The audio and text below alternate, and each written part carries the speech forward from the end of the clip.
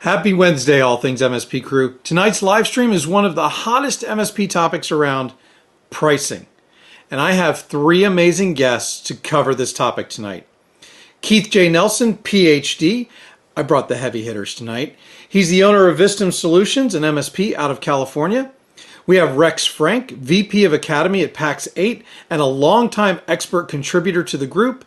And lastly, Craig Willard, also a PhD. Rex, I think we're a little out-credentialed here, at least scholastically. He's a very common face on the live stream and voice in the Facebook group, sometimes with a contrary opinion, but that's a good thing. Also an owner of an MSP, Simplify IT, hailing from the great state of Kentucky. So strap in, queue up some questions, but first, a word from our amazing sponsors. Elevate your IT managed service provider business with SuperOps, the all-in-one platform that integrates RMM and PSA, powered by AI-driven insights and automation. SuperOps helps you stay ahead, streamline operations, and boost efficiency. Are you ready for operational excellence? Find out more at atmsp.link/SuperOps.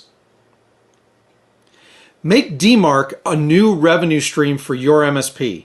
Becoming a managed service provider with Easy DMARC is an excellent opportunity for your business to boost sales and increase revenue. Your customers need DMARC, although they might not realize it yet.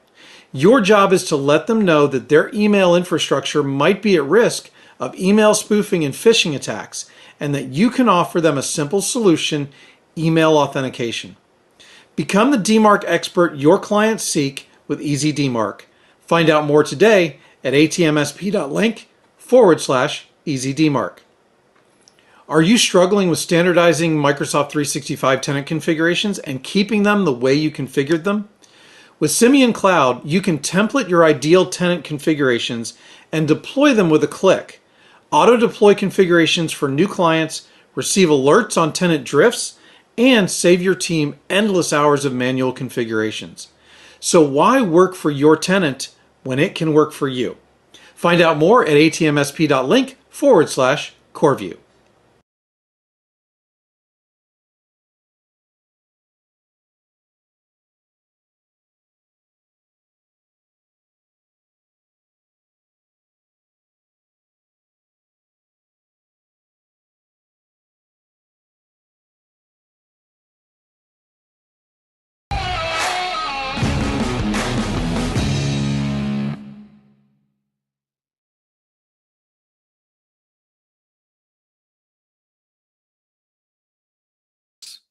I started that muted.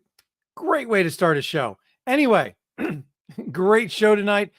Thanks for joining us again for another All Things MSP Live. We really do appreciate you guys coming and watching the episode, whether you're watching it live on Wednesday nights or you're watching the reruns. We appreciate it either way. Now, you guys in our 2024 member survey asked for more panel discussions, and we listened. You also asked for more sales, marketing, and pricing discussions, and we heard you again. So tonight's episode is about pricing. It's a lot of the why around pricing. There's a lot of strategy that can be done, and of course, that'll be woven in here as well tonight. But we're really talking more about the why you should think about your pricing in certain ways. So without further ado, I'm going to go ahead and introduce, let me add them to the stage. First of all, we've got Keith J. Nelson, Rex Frank, and Craig Willard, who, if I remember right, Craig, you actually have a PhD in psychology. Sort of. So not all the way. I didn't get my dissertation done, but I'd have all the classwork, core work done. Yeah. Okay. So I'm an ABD, as they say. Gotcha. So Keith has me for sure. Well, especially since I learned it earlier, in the green room, that he actually has 2 PhDs. So he's ahead of all of us. So overachiever. I had a CISSP, but let it expire, so I can't claim it anymore. You can't claim anymore. Can't claim anymore. Yeah. You still did it once. Is that kind of like my A+ that's like 30 years old now? That's a C+ now. Yeah.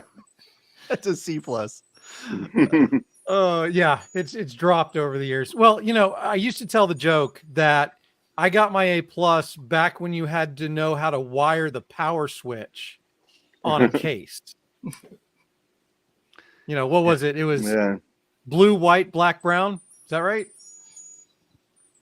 I don't know. I don't even I remember. don't know. But that was back in the day. I mean, that was back in the day. That was. I got my CNE when you had to switch to floppy disks. Yes. Call it. And Rex, it looks like you already have one fan in the group. Yeah, it just says Facebook user. I don't know who that is, but thank you. Yeah. So unfortunately, if in case people don't know, Facebook has been messing with the APIs for the Facebook groups, especially when it comes to live streaming. And so if you are commenting from the Facebook group, we actually don't know who you are. It just shows up as Facebook user. I guess I could probably go over here. So it was Eric Elder who said, "Oh God, that was my A plus." And then Paul Daigle is your fan, Rex. Good to hear from and actually, we're a big fan of Paul. Paul actually did an office hours with us not that long ago that will be posted here. I'm really hoping it comes out this week. I've gotten a little bit behind on editing. But anyway, we do not want to take up too much time just talking about housekeeping stuff. We want to get into this topic. So I think the best way to start this topic off is kind of to get everybody's opinion on the various pricing models that we talk about. And there's per device, there's per user, there's all inclusive versus a la carte. So I guess, Rex, since you kind of teach about this, I'll let you go first and kind of give your opinion on what model you think is the most relevant for MSPs. Because I'm not going to say best, because it differs from MSP to MSP, especially probably based on maturity level. That's what I was going to go is with the maturity levels. When somebody's just starting out their MSP and they're not fully utilized, right? Every dollar is a good dollar. So I find that the owners will sell whatever they believe their prospect will say yes to, right? Because every dollar is a good dollar. And then they start building a book of business. And what happens next is now you start having a resource constraint problem. And then you start thinking, oh, I need more hours, meaning I need to maybe hire somebody to keep up with this revenue. And that's what I call the magic moment, when you start looking at your agreements and you now have the guts to go back and talk to some of those partners that aren't paying enough or paying appropriately about if they want to continue to receive the level of service they need to pay more. And what that does is that gets you more revenue so you can afford to hire the tech.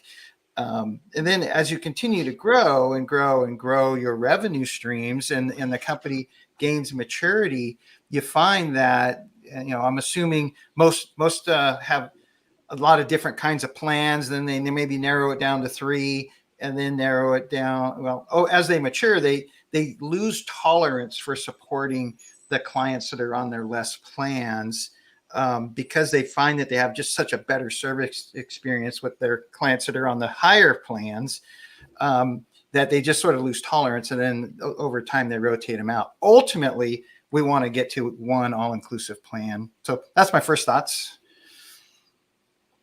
I would say that since we buy out of a commodity market, our backbone of our pricing is based on a per device. Now, our real pricing is based on value.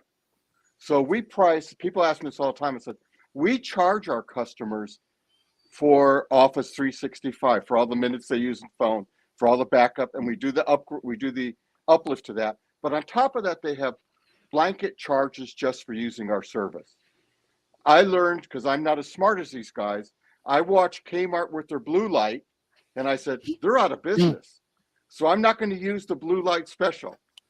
And what customers want to hear about is their business, not ours. So we focus specifically on business process engineering or re-engineering for our customers and using technology to enhance their business. Not only does that get you away from these false ceilings of 300 or 400 or 500 per device, it's very sticky. When you own the customer's baseline process and you're just leasing it back to them, they have to really think hard about replacing you. Real hard. Yes. And so, some of our examples are we're best known for the automation of the West Coast shipping ports. We don't focus on how many tickets we closed, how many viruses we blocked. We focus on what Pacific Maritime and the stevedores want to pay for. How many longshoremen got dispatched on time, and how many containers did you move? We're proud of our record. We're going on our 25th year of dispatching 3 times a day, 7 days a week, 365 days a year, without a missed dispatch, without a late dispatch, without any loss of data, and without ever being breached. That's what they pay for. All the other stuff like the per agent charge and this much on our Cronus cloud and this much in SIP minutes is immaterial. Is really immaterial. So with other clients, like when we did Boeing C-17 shop floor, it was all about getting Boeing paid sooner. And when you're selling whatever they are, $400 million C-17s to the Air Force, getting your check 90 to 120 days sooner makes a big difference. There's a lot to be said for understanding the pain that the customer has, right? Right. I could tell you just, and I don't want to hog the conversation, but when we were getting bid on Boeing, I knew that at that time, Boeing just bought McDonnell Douglas. Boeing was bringing in lean manufacturing.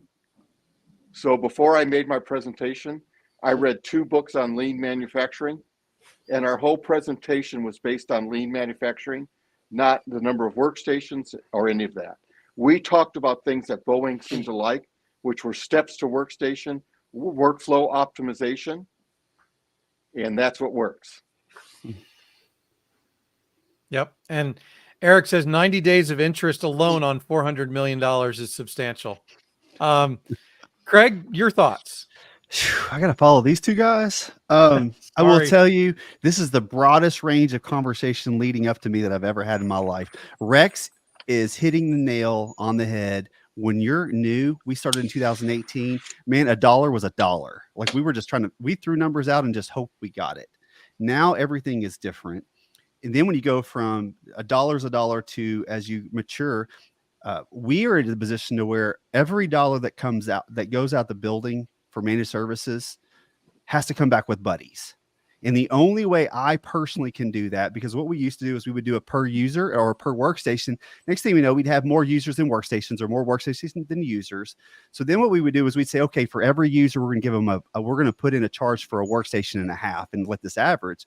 Well, the next thing you know, you start costing a lot of money when you don't need to because they don't have a bunch of extra devices. It's just and so forth. So every dollar that leaves must come out. And the only way that we were able to do that and make it work right is that we have a per user base, that all of our user charges, there's certain things that are by user. Those go in that bucket. Workstations go in that bucket. And then we have other things. They all collectively come together and they work. Now, when you talk about Keith, and I think that's super, super fascinating, but that's a very mature model that the first, the guy or girl that's started their MSP 6 months ago, they're just trying to get by. And so when you get to a point to where you're creating this business value because you're generating office efficiencies or organizational efficiencies and you're far stickier, your MSP can function at a much higher level and a much more valuable level. You just got to get there first. And so for us, we've been through all the models. The segregated out pricing per user per workstation works for us. And we ensure that every dollar that leaves this building comes back with several friends. Yeah. By the way, our first customer was Boeing, and our second was LA Unified. How do you start with Boeing? Yeah. Who does that? That's why he's the OG. That's right. That's why he's got the cigar. There's an important thing to go up that when I see people at trade shows, they ask me about this. Our back end is based on the fundamentals of a normal MSP. We are tracking per device, per user, hours against contracts, and all that is a paramount part. People just think I throw a bunch of money in a bucket and go, I think that's a lot of money. Yeah. We still price it and say, Here's how much it costs me. I know what it costs me to roll out a desktop or a server. And so we're still accounting against that. Well, so my partner Eric and I were talking about this today, and I was like, this value idea is a very hard concept for people to just go, I can create a strategy to create a business model by pricing on value, because value is so subjective. But I was kind of Googling around earlier today. I found something that made a lot of sense. And it was basically, you have a cost and you have a margin. That you've got to have those. Every business has costs and they have margin. There's no way around that. From there, you have a bucket on top, and that's the value assumed by the client. And so that's the extra piece when Keith's going in there and creating all this additional value that they see and feel and they're willing to pay for. But you've got to be able to generate it. And when you do value-based, though, it is based off of cost, even the hours that he presents, but there's a margin in there that's even larger than your normal margin that covers the value margin per se.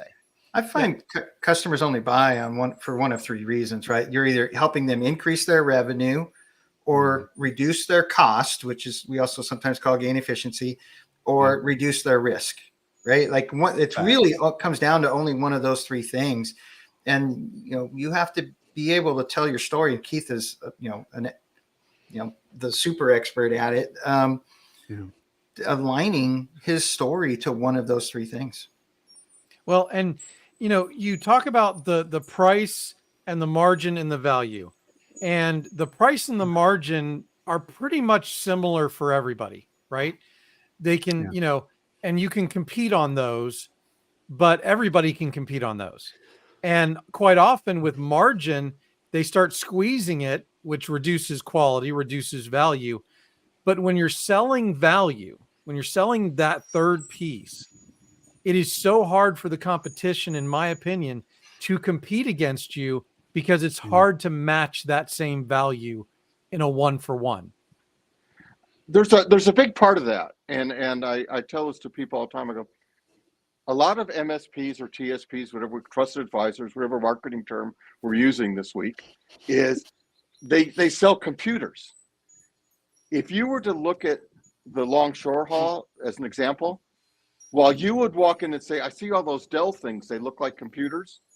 No, one's a kiosk, one's an order station, one's a chalkboard, one's a Reap, and you're going like, our stuff is priced in their language. We're not selling us to them. We're lifting our customer up and saying, we're impressed with your business. We walk in and understand their business, and we talk about those things: increasing profitability, increasing capacity, making it more efficient, or complying, which is actually part of profitability these days because compliance is changing. If you're not compliant, you're probably not going to get income anymore. And so it's those topics, but we talk about it in the framework of what the business owner understands. So you're talking to the guy. I always look at it and say, you know who I want to please? The CFO, because he has the pen that writes on the checkbook. I don't want to impress all the other IT guys because they're just like me. They're just looking for money. I want to impress the guy who's got the money I want, and you need to do that in the language he understands. I'm just going to say everything I attend, whether it's watching a webinar or going to an event, I always leave there thinking, okay, what's the one thing I'm going to do different? And I've already got mine for today. It's our stuff is priced in their language. I think everybody should write that down right now. Sure. Yep. Because at the end of the day, and if it wasn't true in the last 5 years as much, I think it's going to be more true in the next 5 years that we are selling solutions, not commoditized IT services. Right, especially with regulation. When you have big players walking in and saying, we want to take over the MSP business because it looks like it makes a lot of money, you have to have that differentiating factor. It's like you don't go, we talked about this earlier. Some people buy a car or you buy an experience. You buy a dealership experience that takes care of you, gets you what you want, delivers the car. And then, when you do that, by the way, you don't ask the price. And that's the same goal we have with our customers. Let's stop talking about price and talking about how I'm improving your life, your business, your outcomes. And that becomes And big upsells too. So, when you go into a company, you've never dealt with them before, you don't really know their pain points. And so you start somewhat on a normal MSP. As you said, it's like this commodity bucket of services that you shove together, and you make sure that you give them great service, whatever. But as you develop the relationship with them and you start to hear, you get in a situation where they're asking you every time there's an IT related issue or a software related issue or a problem, they come to you. And then when you come back with that answer or a means for which they can do that they had no idea they could do, there's value generated in that begins to accrue, as you say, is that additional bucket on top. Sometimes in the beginning you don't have that because you just don't know.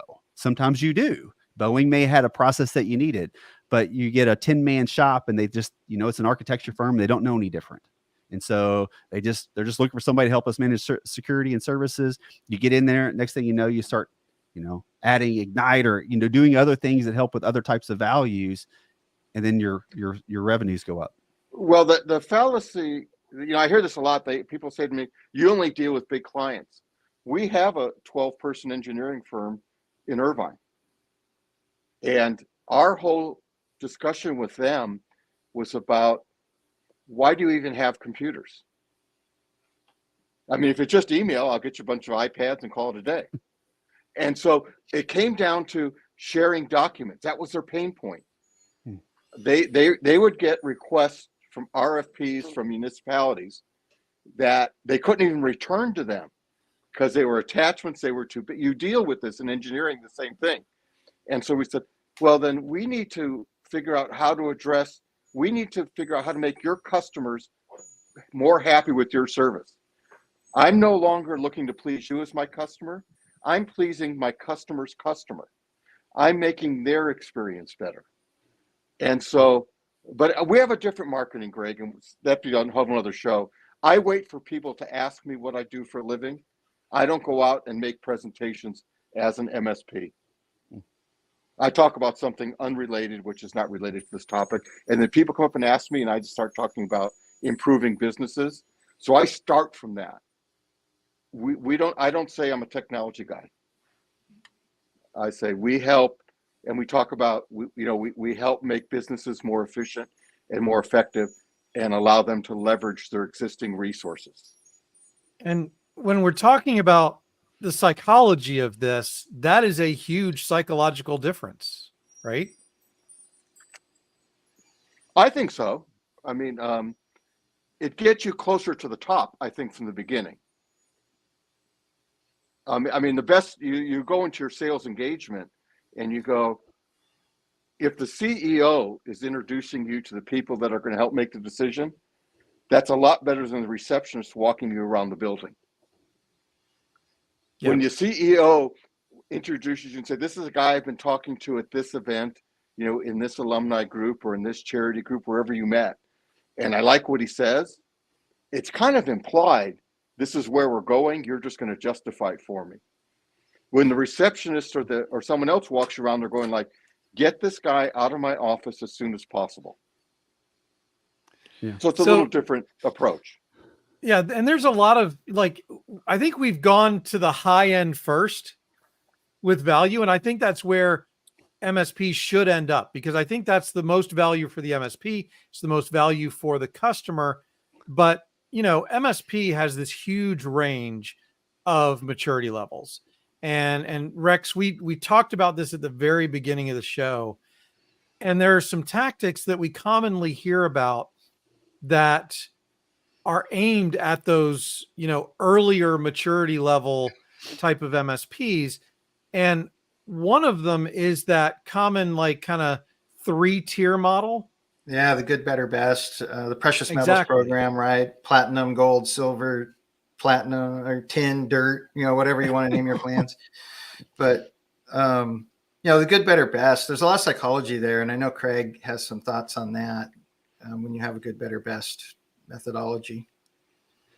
Yeah, well, the idea is most people have a good, better, best because they want you to pick the middle. And so they do something tall, they do something short, and then of course this term, the compromise. I think they want them to pick the top one, and they don't realize they're Well, creating a situation where they pick the middle. that's probably a fair assessment.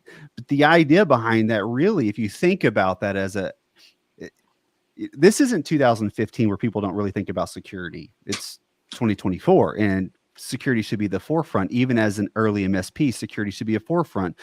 Today, it's easy to be able to deliver at least some security services, even if it's outsourced from a SOC or a third-party vendor that can help you do that. It's not incredibly difficult. You don't have to know all the ins and outs of that stuff, but you can deliver good services. When you go to a point to where you have a good, better, best, that means someone's losing on some part of that. And so if they pick the middle, they've lost the bottom, and you know they at least need the top no matter what. And when you do, you create risk. You create risk for your client. You create risk for yourself. And how is it that you say, well, I mean, you can have the top and you should, but if you want the bottom, that's okay too. That's I say this word, but it's borderline negligence. It's you know better. And if you as an MSP know better, you can't do this. Like, it's just wrong. And so as you said, Rex, earlier, and that is, you pull that down. It's one deliverable, you work on it. But, and Eric and I have had a conversation before this, and what do I put in this stuff? How do I start? Well, go look at 4 or 5 cyber reliability applications. Look what they're asking. Fill the boxes. Make sure you check them. That's a really good start, because obviously those have been pain points for carriers of cyber reliability insurance. And if that's pain points for you, it needs to be pain points for them. It needs to be pain points for you that you resolve for your clients. That is how, if you can take that and move a little bit forward and say, our MSP will ensure that we put the services in and the solutions in and give you the services you need to give you the lowest amount of payouts every year on your annual payments for your cyber liability, with your lowest retentions and your highest policy payouts. If that's what we can do for you, that's value add, as what Keith would do on the lower end of the scale. But that's kind of my take on it. I'd like to hit real quick on, the mindset of the MSP owners, right? Most of them are technicians at heart that, don't necessarily have professional sales training. And, Keith, you're an example of somebody that's transcended to another level of business discussion, the ability to have business discussions. But I think most of the partners that I work with are still in that technician, good, better, best mindset. Craig, what was it you were talking about a little bit earlier before we started the show about the psychology of that picking the middle? Well, when you pick the middle, it's the thought that, well, if I get the middle, at least I don't want to pay for the highest, but I obviously don't want the dirt. As you said earlier, it's the lowest level. So I'll just go with whatever's in the middle. And that's it. Go ahead. I think there's a couple problems with that. And when Eric has a legal expert on, he can expand on this. Almost every state in the union has laws of unscrupulous advantage. So when it goes to court and the guy says, well, you were breached because you didn't have X, and you take out, and I've been a professional witnesses in these cases, and they go, the customer declined it, and the judge says, wait, no. He didn't understand what you were talking about. And they go back to a lot of your website and your advertising, and will make you secure. And the next thing, and more important than the liability. Yeah, you got to be careful. Your advertising will bind you into legal agreements that you don't. There is no doubt. Advertisement will kill you. Yeah. The next thing there's case law for that now. Yes, there is. You can't really have, I'm going to give you a site-specific solution based on my good, better, best. So when someone says, what's it going to cost to secure my site, to secure my business? I say, we need to sit down and go through your workflows. And I need to point out at each juncture where you have a security bastion. And not only is that going to cost you in cyber insurance, what is the value, what is the penalty to your business if you lose that? What is the penalty of if you get listed as a spammer for 5 or 6 days it takes us to get you off the list? How much business? What does that hurt to your reputation? And what is your customer acquisition cost? And now you're having to repay that again. If you ever watch Shark Tank, that's always one of the questions they ask. Yeah. How much does it cost you to get a butt in the seat? Yeah. And you never want to pay that again. Well, to add to that, and so that's something that Keith and Rex and I were also talking about earlier, and that is when you put these 3 models out there and someone picks the lowest, you know they shouldn't be picking the lowest, but they do, and they get compromised. And someone says, well, who's your IT people? Someone's going to ask, well, who does your IT? And they say Simplify IT. And they're like, I'm not using that company. I'm toast. But the reality of it is that company that was compromised didn't say, well, I took their lowest version of their services. They don't say that part. They just leave that out. They just say Simplify IT. And you cannot get away from that bad rap. Like that's, especially if you're in a small community. We're in a pretty small community. Even states like Louisiana, where you're required to report that you were the provider when a breach occurred.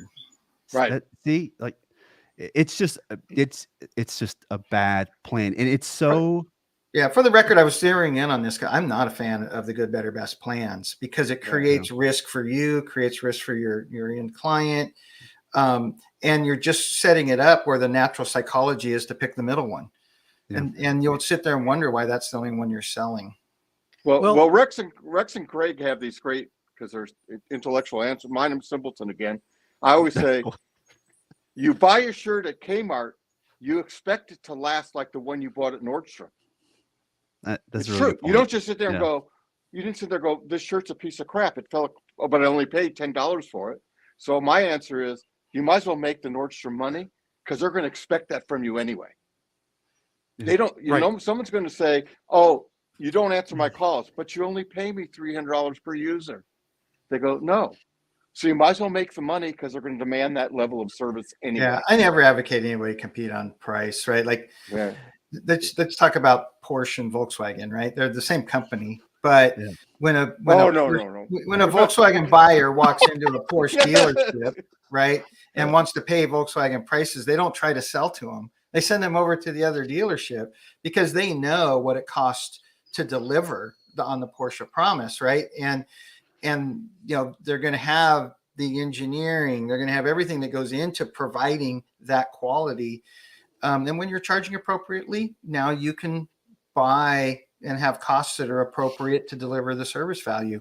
And you have to fight against entropy to work your way into that, where you've got the higher cost resources to deliver the best service and value, where you could charge the higher prices. You just have to constantly be working into that scenario. So I'm a Porsche guy, and I have parts on my car. So I had a Cayenne originally, a Cayenne Turbo. It is actually a Volkswagen. It's very similar to a Volkswagen SUV, but there's a big difference in the deliverable, the value of assuming it's Porsche. When I take my car to service at Porsche, I get a Porsche to drive out of there that was a really expensive car. The value, and that's where brand, but the cost to deliver that service to you is expensive to them, and that's why they got to charge appropriately. But you're happy to pay it. Yes. Oh yeah. Yes, for sure. No questions asked. Yes. And there's so many MSPs I run into. They're trying to be the low cost leader. And it's just a race to the bottom, and they're stuck. So this is the first thing I see. Keith, you've seen this. I know you've seen this. And they say, what's the cheapest email security that's out there? Well, the one somebody else sells. Why do you want the cheapest? Because honestly, you're starting your rates on cost, no matter what, even if you have the value add on top of it. So if you're gonna buy something for a $1 per user, and you sell it for 4 times that, well, that's the $1. But if you buy something that's $3 a user and you sell, and which is a much better product, which should be more valuable, then you multiply that out by 4. That's a tremendous amount of money that someone's losing. So if that's the race to the bottom. It is the cellar dwellers. Give your you wouldn't buy that for yourself. So why would you buy that for your clients? It's absurd. Yeah. And on top of that, you hear people talk about agent fees, and you go, that is minuscule compared to your labor cost. It's so small. You're going like, your cost is labor, your cost is your cars for your technicians, their benefits, their perk, and you go, your burden cost is so much greater than saving between this one, you're going, which one does 99% of what I need automatically? Which one reports the best? And by the way, which one is it going to support me when we have problems? Yeah. And that's what you're paying for. And that RMM agent's actually pretty valuable, honestly, if you think about how much it presents to you, the ability to install the other solutions, remote in, restart services, whatever it is. I mean, it's one of the cheapest pieces you've got. Yeah. Now, I would say when I hear somebody's changing tools, all it does is scream to me low operational maturity level, right? Yes. If somebody has invested in leveraging the tools and technology that powers the service that they deliver, changing their PSA or their RMM or any of the tools they use should be a monumental task that they would avoid at all costs. Yeah. And when you talk to people, and Rex, you do much more than I do, but you talk to them and say, why did you switch? And they go, this one has this. And you go, yours had that. Your problem was you just didn't commit to learn it. You didn't do the things that they told you, which was do all the training or hire an expert to walk you through it. And you go, yours just happened to be under this other leaf over here. In these PSA tools, who uses the least functionality in the PSA tools is the partners that have had it the longest. And the reason is when they got it, it didn't do a lot of stuff. So they created these other workarounds, and they still do those rather than leveraging what the tool can do now. And if somebody's new implementing a tool, they use all the new stuff, and they have the more efficient systems out there. No. And it's like, no, I see it every time. I hear you. Yeah. That maturity level matters a lot when it comes, especially to the PSA and the RMM tool. But because, yes, they're just tools. And fundamentally, a lot of them do the exact same thing. But it's how you use the tool. It's how you set it up. It's the automation processes that you build into the tool that actually make it more useful and make it more operationally valuable to your MSP. So when you think about this, one of the things we sell, our primary is the ability to allow our customers to focus on their core competency. That is really what we sell. And then as MSPs, you hear so many of them going, I'm not going to hire a consultant. And you're going like, you just went against your whole principle in life. Your job is to deliver services. Let the guy that spent all this time learning whatever one, Datto, Autotask, ConnectWise, let a guy who spent too many hours and lost all his hair learning that because you're going like, now to him, you're going, pay me for my knowledge. I'm going like, well, pay him for his knowledge and get a better return. Yeah. You also see this one thing that we really haven't talked about, which is this like true all-in pricing. So it's just one pricing. It's the whole Denny's kind of concept where you pay one fee and you get everything. And I don't know if you ever heard of this, but the sunk cost fallacy, which is the idea that I've already invested, so I'm going to use as much of it as I possibly can. So they end up they will wear you out on tickets. They will wear you out on effort. They will wear you out on calls. They will wear you out on any way possible that you have said you're giving them all they can eat, because psychologically that's what they're going to do. And that's something people don't think about. They think, well, if I give them everything, they won't use it. It's quite the opposite. And that's there's just days and days of research that validate that they're going to overuse it and not underuse it. Well, that's why we outsource our frontline help desk just for that reason. First of all, if you were to call me up and ask me how to do something in Excel, I've been a Mac guy forever. I'd go, I don't know. Second is, I could pay someone to take all those calls who knows it and does it better. But that allows me to control my expense and allow my technicians to work on the custom stuff we deliver and deliver that very well. Yeah, for sure. Yeah. And the psychology of an all-you-can-eat buffet, I mean, think about it. Am I going to go to the all-you-can-eat buffet, or am I going to go to, Morton's, for an anniversary dinner, right? I'm probably going to get in a lot of trouble if I go to the buffet for an anniversary dinner. And so it's the quality. It's that wisdom, Eric. Yes. The difference between knowledge and wisdom. Because you can have the tool if you don't know how to use it. But it's really, it's something that you and I talked about, Keith, before everybody else came on tonight. And that's about the experience, right? And that value and that experience are very closely related. And there's a lot of psychology that goes into that. I always like to say I want to be Disney, and I relate it to years ago, and I've shared the story, so I'll go real quick on this. We took a Disney vacation one time that our original booking was 20,000, whatever, for our family, but with all the add-ons, we were multiple times that.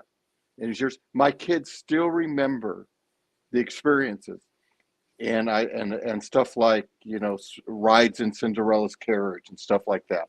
And I said, I would have wasted 20,000.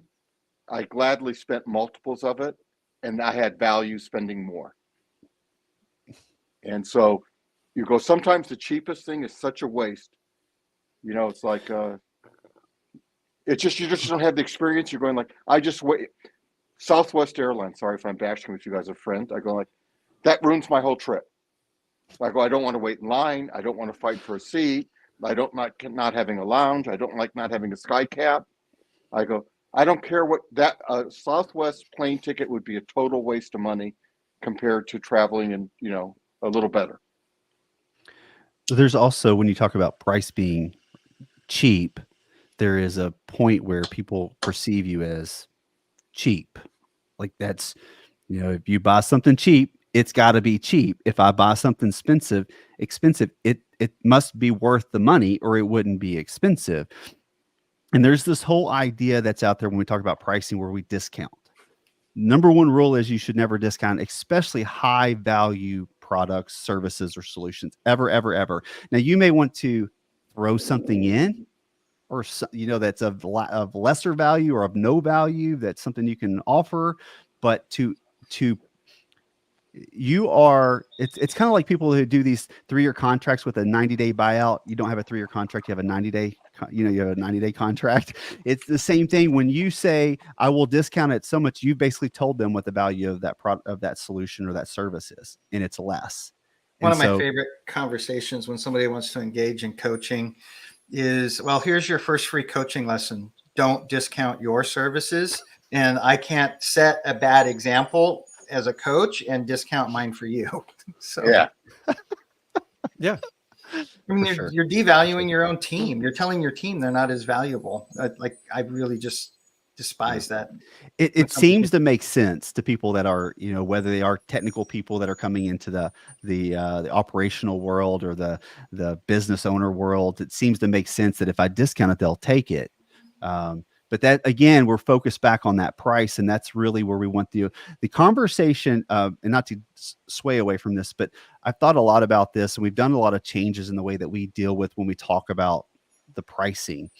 And at the end of the day, there are certain things that you want them to say, but the one thing you don't want them to say is you're too expensive.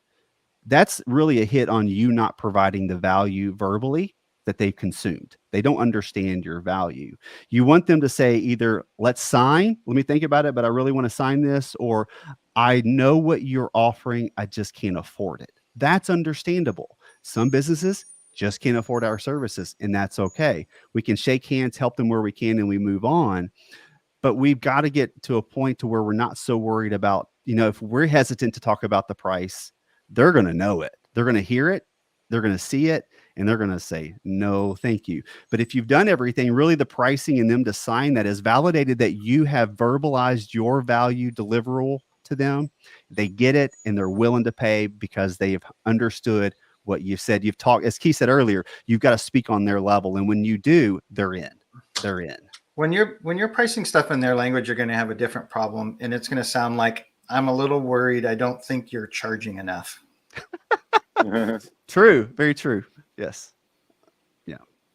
Yeah. So, and I think that psychology piece of it is extremely important, is how you frame that conversation. So what are some of the tips that you would give to MSPs to help them reframe the conversation from commodity and price to value and solution. And right now, probably because security is more and more of a thing, risk as well. So I'd like to hit on that. And I see this over and over. And we're within Academy, we're approaching about 850 companies we've coached now. And I see this over and over and over where we do all this work. We get their data and their processes correct, the life of the ticket, triage, dispatch, time entry, the way they put the contracts or the agreements in their PSA. And all of a sudden the data comes alive, right? Because they're following standard processes, the data comes alive, and now we have profitability data, right? And it's almost like I can start a stopwatch, because the owner starts a process of the 5 stages of grief: denial, anger, bargaining, depression, right? They go through every one of these cycles. It's like, and the whole time we're saying you're not charging enough, or whatever. And finally they get to stage 5, and that stopwatch is 18 months before they finally come to the realization that they got to tackle their pricing strategies, because they're delivering the service, they're delivering the quality, they're meeting SLAs, there's happy clients, they're delivering on the value promises they've made to their customers, but they're not hitting the profitability numbers. Then they finally get the guts to go solve the individual problems. Every client they got a problem with is a different story. I don't know why it takes 18 months to come to that conclusion. Now, Rex, is that partially a problem because we've tried to standardize pricing and packaging over the years? It's because they've given in on the discounting early on. It's because they've given in on not having the confidence in what they're selling, or the selling skills that Keith is talking about, where they're selling on value and what that deliverable is. So they've got all these contracts that aren't priced appropriately, which I feel good about, right? Because they got them to where they are now, right? But it's time to reset their thinking and drive toward profitability and drive toward the valuation of the businesses that they own. Well, you mentioned it earlier a lot, but the first thing that I started to notice when I was in some of these conversations is that if I don't listen to the objection and come back to the next person with an answer of that objection before it becomes an objection, I have failed my prospect.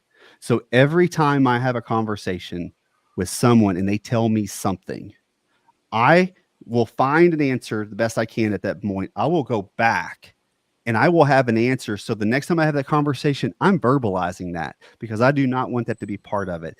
And there's 3 things that we focus on. We focus on cyber. We don't focus on support as help desk as a central part of our product. And we don't focus on being the cheapest. So I have learned, this is my nugget. I have learned that if you walk into a conversation, you say, I want to kind of level set with some things about Simplify T and how we are. If you are looking for the cheapest, or if you are looking for just a help desk to randomly help you, or if you are not interested in cybersecurity, we're not your guy. And it is amazing the shift in the whole conversation just with starting with that small statement. It changes everything with how our clients, our prospects have a conversation with us, because now they can't talk about the cheap or expensive. We already told them they can't talk about the fact that we focus on things other than help desk. And we've already told them that we're heavy security focused. We just stop right now and just shake hands, and we're here when you're ready. But this is what we are. So our approach is a little different. And I like what I heard from you, Craig. That's some interesting stuff to think about. We actually, I was asked one time to speak with someone, and they said, it's one of the guys who teaches everyone how to sell says, could you bring a sample of your PowerPoint so we can show it to the group? And so I walked into on stage. He goes, do you have your PowerPoint with you? And I go, I carry it everywhere I go. He goes, where? I go, it's my ears. I go, I do not walk into a client and tell them who I am. My basic conversation is, you asked to talk to me. Tell me what you need. Tell me what. And so when you come to security, and this is, Rex likes to say mature, he means us older gentlemen. And I like to tell people, when you're selling security, you're asking to remove stuff you probably sold years ago. I'm going in there and saying, you know that Norton Symantec McAfee crap that I may have sold you 25 years ago? That's what we got to get rid of. And so to a lot of our clients, even the bigger ones, they go, we've heard about security, but how do we separate security from what's a new tech toy that you guys are trying to play with on my dime? And so we like to relate it through their journey and just say, here's the points. I just met with a aerospace company and I said, here's why we need to do this, is because if you can't be in this project that we can't mention that delivers airplane parts, you go, what does that cost your business? So what I'm charging you for that piece of security is directly connected to that income on your balance sheet, on your financial statement. That's a cost of doing business there. When I talk in hospitality and I talk about security around credit card transactions and all that, I'm saying, how much would it hurt your highly rated hotel and your outlets if you can't accept credit cards for a couple days? Will those people come back? And so we talk about it in direct reflection of what the effect is on their business. Businesses are just, and maybe you're ahead of me, Greg, in this regard, we're just finding businesses to understand compliance. You know, they're kind of going like, I'm not even sure if I have to comply with anything. So just throwing out compliance, sometimes you get a blank stare answer. You're going like, well, no one's come to my door and said, show me my certificate. And so we try and talk to them more into their step processes. Another thing I found out is, as you deal with some more sophisticated clients, they're not as concerned about your cost of security as the cost it will have on their daily workflows and their business processes. So when you start from the point that I have toured your facility, before I've even sold you anything, I walked around, I looked at your production line, I know, and I'm looking at how I can implement these things into your culture and into your workflows without disrupting your bottom line. They're not as concerned about, oh, I got to pay him $20,000 a month for the security as much as I'm going to have to pay, I can't get my production line moving. So I think you have to balance that and say, how are we going to implement this into your workflow without being disruptive? That's what they'll pay a little more for. That's a measurable value. Sorry, I talked too much. No, that's very, very much a fact. Yeah. Nah, nailed it. Yep. Mic drop. And yeah, and that's actually a really good place for us to kind of start wrapping this up. And the way I'd like to wrap it up is to go through, and ask each one of you to answer the same question. And that is, from all the discussions that we've had tonight, and I know, Rex, you already talked about yours, but it bears repeating. What is the one takeaway that an MSP should take away from the discussion tonight? And I'll just start with Keith. I think, I learned a lot from both, and I always learn from Rex. I've known him for 150 years. And, it's so correct. Sounds about, like Tech's 8 years. Yeah. Clear, understand your back end, understand your processes, understand your business so you can make smart business decisions and you could price accordingly. And from Craig, the whole way he's presenting the security posture of the company and be willing to say, we're not a fit. And I think that's where a lot of MSPs will take that next step, is when you're willing to sit there to someone say, hey, I like your business. Let's shake hands. I'm glad you gave me a chance to present to you, but we're not a fit today. Yeah. And that's, I think, you're advancing to adulthood in that. I mean, you're making that huge step from being an MSP infant to being what's mature, as Rex likes to say. You're being mature enough to walk away. All right, Rex.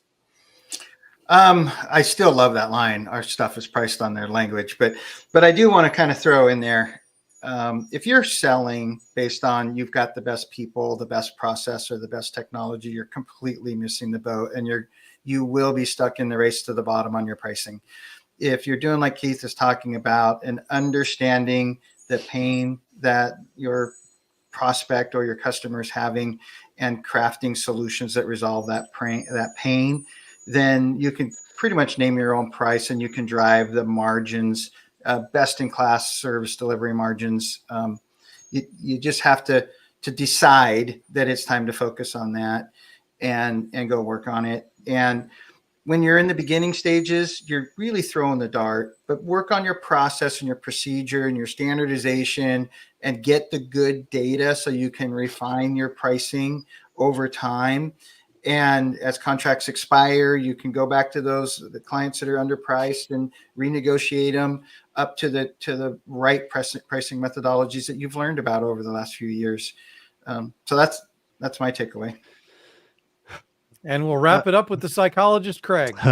Well, for me, I think everything that they've delivered has been like it's on point. But to attempt to put it all together, it's important to make sure that you know the cost and what margins you're going to make when it comes to generating revenue, especially early on.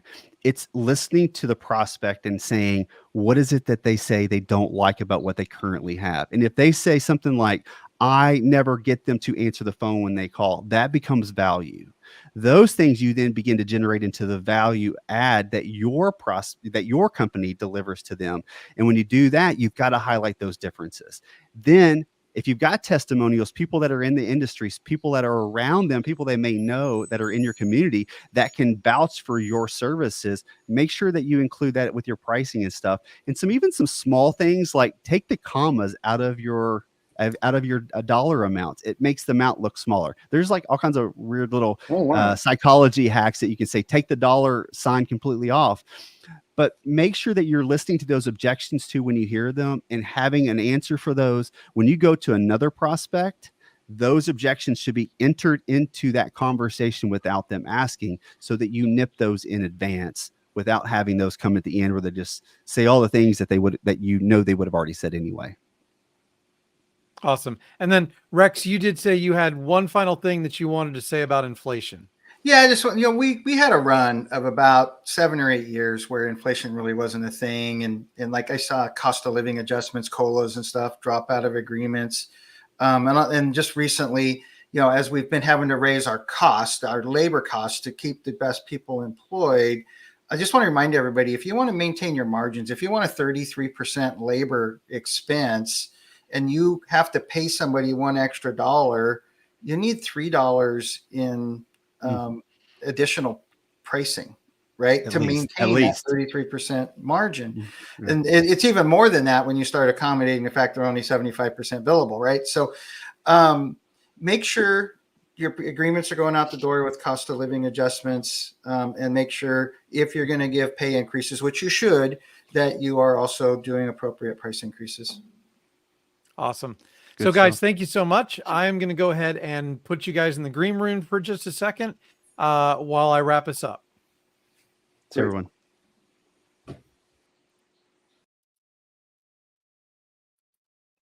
All right, everybody. Thanks again for joining us for another great episode of All Things MSP.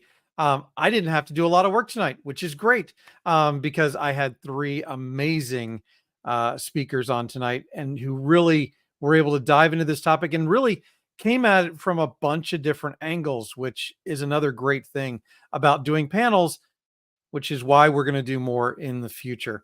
Don't forget that coming up at 8 o'clock is Marvin B. And tonight, his show is a recap of Channel Pro Live. Of course, our friends at Channel Pro Live put on some great shows, and he always talks about swag. He also has a junior story tonight, and those are always fun. So thanks again for watching. We'll see you in the next one.